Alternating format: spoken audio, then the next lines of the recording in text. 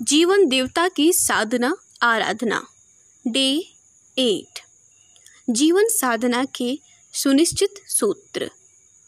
उपासना पक्ष के 4 चरण पिछले पृष्ठों पर बताए जा चुके हैं, जो इस प्रकार थे। पहला, प्रातःकाल आँख खुलते ही नया जन्म। दूसरा, रात्रि को सोते समय नित्य मरण। तीसरा, नित्य कर्म से निवृत्त होने के बाद जप ध्यान वाला भजन। चौथा, मध्याह्न के बाद मनन के क्रम में अपनी स्थिति का विवेचन और उदात्तीकरण। कुछ दिन के अभ्यास से ही इन चारों को दिनचर्या का अविच्छिन्न अंग बना लेना सरल संभव हो जाता है। इष्ट देव के साथ अनन्य आत्मीयता स्थापित कर लेना, उसके ढांचे में ढलने का प्रयत्न करना, यही सच्ची भगवत भक्ति है। द्वैत को अद्वैत में बदलना इसी आधार पर बन पड़ता है। सत प्रवृत्तियों के समुच्चय परमात्मा के साथ लिपटने की वास्तविकता को इसी आधार पर परखा जा सकता है।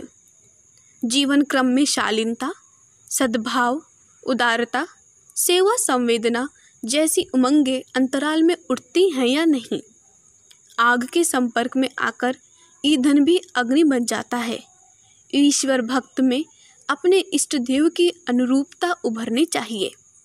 इस कसौटी पर हर किसी की भक्ति भावना जितनी कितनी यथार्थता है, इसकी जांच परख की जा सकती है।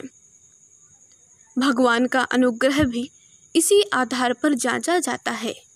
जहाँ सूर्य की किरणें पड़ेंगी, वहाँ गर्मी और रोशनी अवश्य दृष्टिगोचर होगी।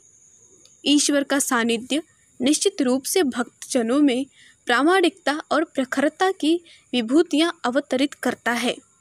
इस आधार पर उसका चिंतन, चरित्र और व्यवहार उत्कृष्ट आदर्शवादिता की हर कसौटी पर खरा उतरता चला जाता है।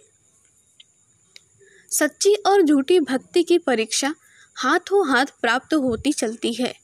यह प्रतीक प्राप्त होने की मान्यता पर उपासना खरी उतरी है या नहीं। आत्मोत्कर्ष के दूसरा अवलंबन है साधना। साधना अर्थात जीवन साधना। साधना अर्थात अस्त व्यस्तता को सुव्यवस्था में बदलना। इसके लिए 2 प्रयास निरंतर जारी रखने पड़ते हैं। एक, अभ्यस्त दुष्प्रवृत्तियों को बारीकी से देखना, समझना और उन्हें उखाड़ने के लिए अनवरत प्रयत्नशील, संघर्षशील रहना। दूसरा, मानवीय गरिमा के अनुरूप जिन सत्प्रवृत्तियों की अभी कमी मालूम पड़ती है, उनकी आवश्यकता उपयोगिता को समझते हुए उसके लिए अनुकूलता स्तर का मानस बनाना।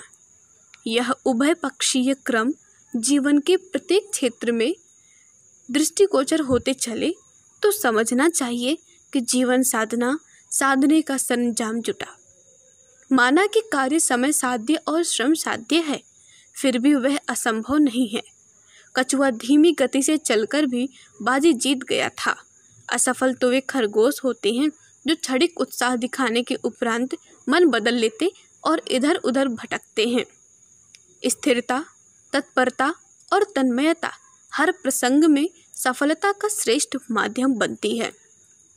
जीवन साधना के लिए भी किया गया प्रयत्न सफल होकर ही रहता है।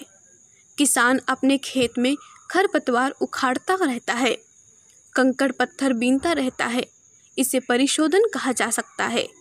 जानवरों, पक्षियों से खेत की रखवाली करना भी इसी स्तर का कार्य है।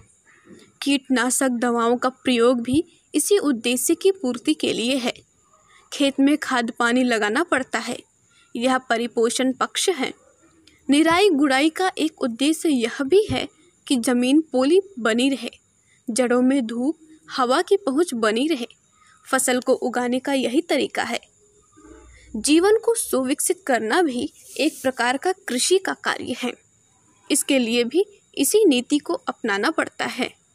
शरीर में मल मूत्र पसीना कफ आदि के द्वारा सफाई होती है। स्नान का उद्देश्य भी यही है। सफाई से संबंधित अनेक उपक्रम भी इसीलिए चलते हैं कि विषाणुओं का आक्रमण न होने पाए। सर्दी गर्मी से बचने के लिए अनेक प्रयत्न भी इसी उद्देश्य से किए जाते हैं कि हानि पहुंचाने वाले तत्वों से निपटा जाता रहे। जीवन भी एक शरीर है, उसे गिराने के लिए पग पग पर अनेकानेक संकट, प्रलोभन, दबाव उपस्थित होते रहते हैं। उनसे निपटने के लिए सतर्कता न बरती जाए तो बात कैसे बने।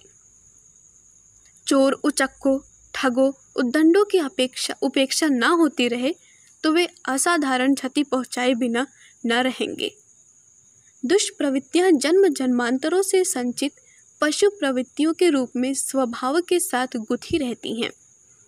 फिर निकटवर्ती लोग जिस राह पर चलते और जिस स्तर की गतिविधियां अपनाते हैं वे भी प्रभावित करती हैं और अपने साथ चलने के लिए ललचाती है। जो कुछ बहुत जनों द्वारा किया जाता दिखता है, अनुकरण प्रिय स्वभाव भी उसकी नकल बनाते लगता है। इतना विवेक तो किन्हीं विरलों में ही पाया जाता है कि वे उचित अनुचित का विचार करें, दूरवर्ती परिणामों का अनुमान लगाएं और सन्मार्ग पर चलने के लिए बिना साथियों की प्रतीक्षा किए एकाकी चल पड़ने का साहस जुटाएं। आमतौर से लोग प्रचलित ढर्रे पर चलते देखे गए हैं। पत्ते और धूलिकण हवा के रुख के साथ उड़ने लगते हैं। दिशा बोध उन्हें कहाँ होता है। यही स्थिति लोकमानस के संबंध में भी कही जा सकती है। नीर चीर की विवेक बुद्धि तो कम दिख पड़ने वाली राजहंसों में ही होती है।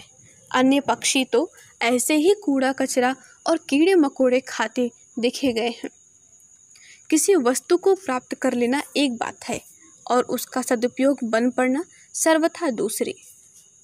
स्वास्थ्य सभी को मिला है पर उसे बनाए रखने में समर्थ विरले ही होते हैं। अधिकांश तो असंयम अपनाते और उसे बर्बाद ही करते हैं। बुद्धि का सदुपयोग कठिन है। चतुर कहे जाने वाले लोग भी उसे कहाँ कर पाते हैं। धन कमाते तो सभी हैं पर उसका आधा चौथाई भाग भी सदुपयोग में नहीं लगता। उसे जिन कामों में जिस तरह खर्चा जाता है उससे खर्चने वालों को, उनके संपर्क में आने वालों की तथा सर्वसाधारण की बर्बादी ही होती है। प्रभाव का उपयोग प्रायः गिराने, दबाने, भटकाने में ही होता रहता है। इसे समझदार कहे जाने वाले मनुष्य की नासमझी ही कहा जाएगा। यह व्याधि सर्वसाधारण को बुरी तरह ग्रसित किए हुए है। इसी को कहते हैं राजमार्ग छोड़कर मृग तृष्णा में, भूल भुलैयों में भटकना। जीवन संपदा के संबंध में भी यही बात है। जन्म से मरण पर्यंत पेट प्रजनन जैसी सामयिक बातों में ही आयुष्य बीत जाता है। आवारागर्दी में दिन कट जाता है। हर व्यक्ति की मन स्थिति परिस्थिति अलग होती है। यही बात दुर्गुणों और सद्गुणों की न्यूनाधिकता के संबंध में भी है। किसे अपने में क्या सुधार करना चाहिए और किन नई सत्प्रवृत्तियों का संवर्धन गुण कर्म स्वभाव के क्षेत्र में करना है, यह आत्मसमीक्षा के आधार पर सही विश्लेषण होने के उपरांत ही संभव है। इसके लिए कोई एक निर्धारण नहीं हो सकता। यह कार्य हर किसी को स्वयं करना होता है। दूसरों को तो थोड़ा बहुत परामर्श ही काम दे सकता है। नित्य निरंतर हर कोई किसी के साथ रहता नहीं। फिर रोग का कारण और निदान जानते हुए उपचार का निर्धारण कोई अन्य किस प्रकार कर सके। थोड़े समय तक संपर्क में आने वाला केवल उतनी ही बात जान सकता है जितनी कि मिलन काल में उभर कर सामने आती है। यह सर्वदा अधूरी रहती है। इसलिए अन्यान्यों के परामर्श पर पूरी तरह निर्भर नहीं रहा जा सकता। यह कार्य स्वयं को ही करना पड़ता है। इसमें भी एक कठिनाई यह है कि मानसिक संरचना के अनुसार हर व्यक्ति अपने को निर्दोष मानता है, साथ ही सर्वगुण संपन्न भी समझता रहता है। यह स्थिति सुधार और विकास दोनों में बाधक है। जब तक कमी का आभास न हो तब तक उसकी पूर्ति का तारतम्य कैसे बने। अस्तु आत्मविकास के मार्ग पर चलने वाले, जीवन साधना के मार्ग पर अग्रसर होने के इच्छुक प्रत्येक व्यक्ति को चाहिए कि निष्पक्षता की मनोभूमि विकसित की जाए। खास तौर से अपने संबंध में उतना ही तीखापन होना चाहिए जितना कि आमतौर से दूसरों के दोष दुर्गुण ढूंढने में हर किसी का रहता है। आरोप लगाने और लांछित रहने में हर किसी को प्रवीण पाया जाता है। इस सहज वृत्ति को ठीक उल्टा करने से आत्मसमीक्षा की वह प्राथमिक आवश्यकता पूरी होती है जिसके बिना व्यक्तित्व का निखार प्रायः असंभव ही बना रहता है। वह ना बन पड़े तो किसी को भी महानता अपनाने और प्रगति के उच्च शिखर तक पहुंच सकने का अवसर मिल ही नहीं सकता। धन्यवाद। ओम शांति। क्रमशः हमारे YouTube चैनल को सब्सक्राइब करें और बेल आइकन को दबाकर ऑल पर क्लिक करें ताकि नोटिफिकेशंस आपको मिलती रहें।